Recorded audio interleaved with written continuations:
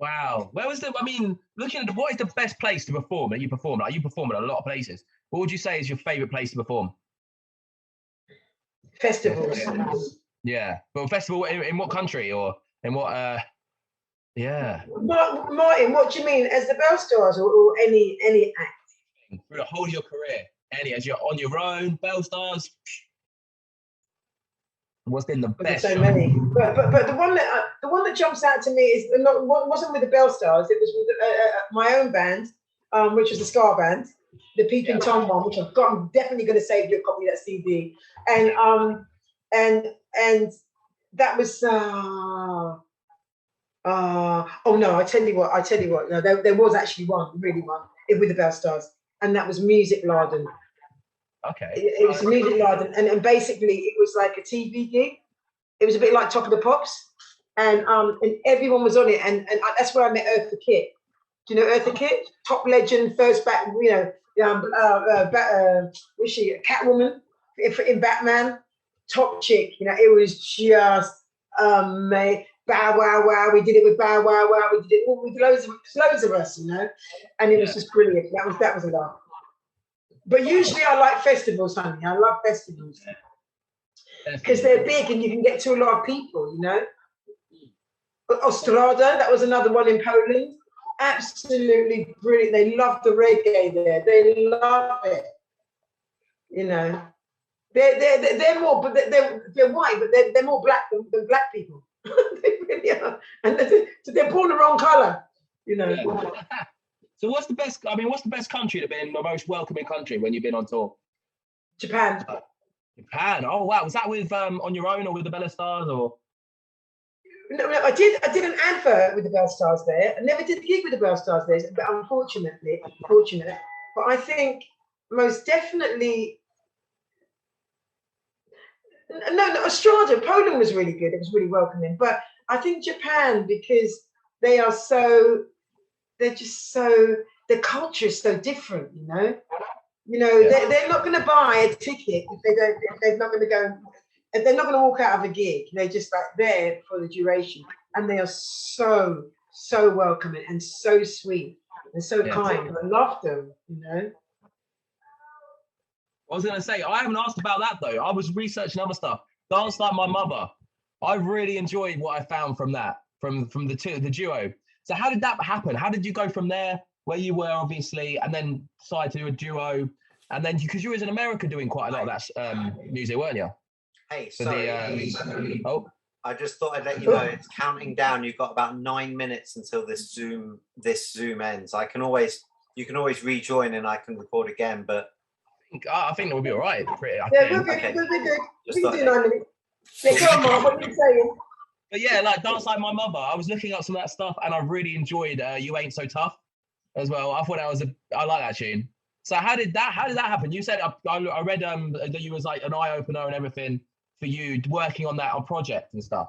Right, I like to try and keep it really because we've got a little bit of time. Okay, so when I was 15, I knew there's a friend of mine. He used to look out for me. I ended up working for an agency, a music agency called Derek Block. Then we obviously were all really, really good friends. And after that, we still kept in touch. And after I left the Bell Stars, he's like, Jen, what are you doing now? I was like, well, look, I want you to see my new project. So I was doing it with my little friend from the Modettes. And I passed him, he says, right. He said, pack your bags, we're going to New York. And I was like, oh, yeah, right. I didn't think he was serious. My friend, just as well, I had a passport. He said, on the Thursday, he said, okay, the flights. I was like, what flights are you talking about? And he says, I was serious. And my friend, she knew. And I was like, are you fucking kidding? Are you kidding me? Next thing you know, we're on a plane and we're there and we meet up with Preston Glass. And the guy was Randy Jackson. Do you know Randy Jackson? Not from the Randy Jackson from Pop Idol. Yeah. Yeah, him, that Randy Jackson. Yeah, there's two Randy Jacksons, but it's him. And we ended up doing that track and we did it with loads of amazing people. And You Ain't So Tough, I met the bass player who happens to be now really, really good friends with my friend that the reggae track that you were playing earlier on. And he's just, he's played with Rolling Stones and everything. His name's Dougie Wimbish, really cool guy, plays in a band called Living Colour, cool as shit. But I met him there, and we became friends, and we just ended up doing an album with these people. It was brilliant. But You Ain't So Tough was one of our songs. Yeah. So what happened? What happened to finish that group? Because I really liked stuff from that, but it just sort of, how did it end, sort of thing? I got a bit. It ended a bit sour with the record company because I was a bit up my own arse. No, I didn't mean it like that. I just told them I had a row with a record company.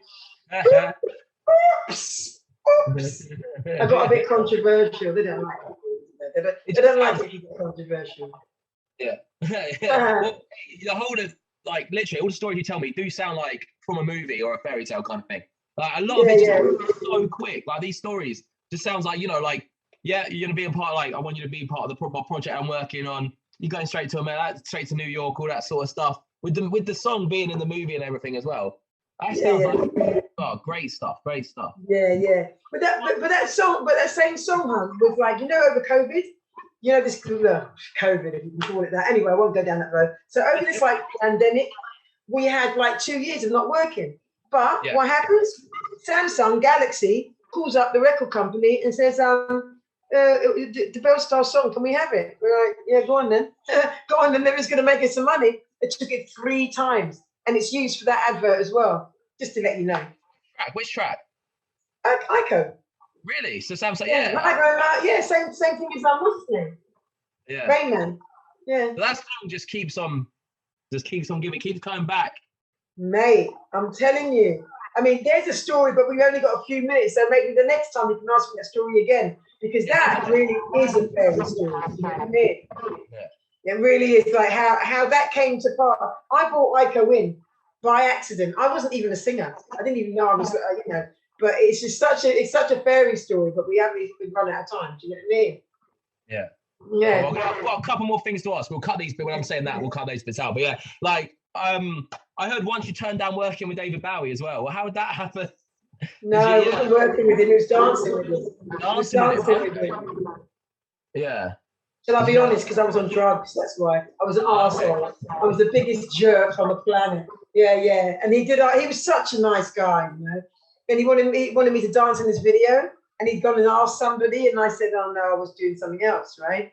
And then I was upstairs taking the freaking gear. Anyway, I can say it nowadays because I don't do it anymore. So do you know what I mean? That's what you do when you're young. But what a crap I was. What an idiot. Lovely guy though. Yeah. Well, you also have a book out now as well. Had it out for a couple of years. So tell me about that. Tell me about your book.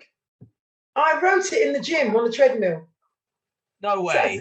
Yes way. And I wrote it on the treadmill. I was thinking, and there I was, right? And you know the treadmill, you can jump, put your legs on either side, and then you got that thing going round. So I used to give myself a minute, 45 seconds to write before the thing stopped. So it was like I was playing a game with myself on the treadmill. Yeah. That's what you do when you're like, when you're doing a little bit of like rapping, you know this stuff. Do you know what I mean? So you like, you write where you feel on a treadmill. I don't think I can do that. I don't know. Well, no. It works, man. Yeah. It works, and it's so boring on the treadmill. You're just like, yeah, go on then. You're getting all the blood pumping up, and you're like, this pad goes everywhere. And I wrote the whole book on the treadmill, the whole thing. That's wicked. And you can get that. Where can you get that? Can you get that on your website? It's on Amazon. It's on Amazon. Yeah, Jennie Matthias, Surviving the Storm on Amazon. So how is it like? What's it sort of about? Is it like surviving the storm? Is it? Well, the funny thing is, it's a bit of a hit. Yeah, well, I had a bit of a troubled childhood. In fact, it was a bit violent, and so I was able to come out the other side, talk about it, and help other people. Do you know what I mean?